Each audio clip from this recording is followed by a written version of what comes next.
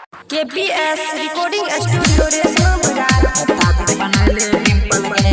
तुम भैया मर जाए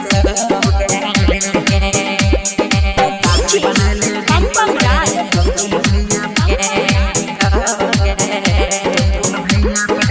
जाए खुशी के दिन में वाचा कृपा देखाय तोगे खुशी के दिन में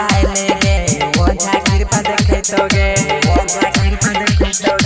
अंतर मंतर जादू जंतर भगिया चमक जाय तोगे ताबीज बनाले डिंपल के टुन भैया पट जाय तोगे डिंपल के टुन भैया पट जाय तोगे ताबीज बनाले डिंपल के टुन भैया पट जाय तोगे टुन भैया पट जाय तोगे recording by Suman Sargam HD KPS recording studio Reshma Bazar पंपम राज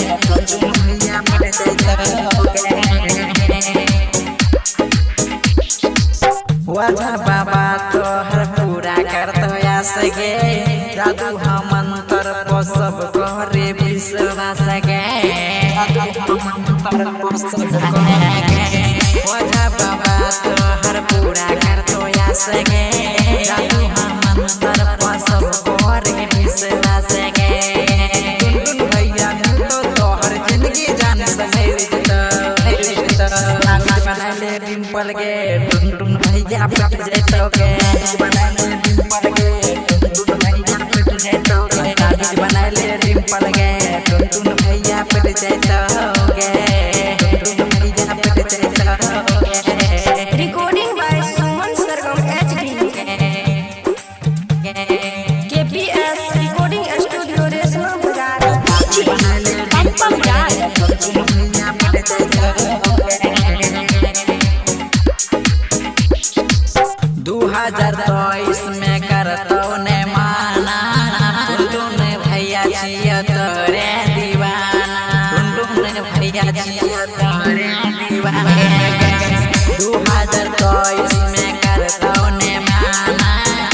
टुन भैया छिया तोरे दीवाना सुमन ये जी कहे छो कि टुन भैया सच देता ताबीज बनाले डिंपल गे टुन भैया पट जाता बनाले डिंपल गे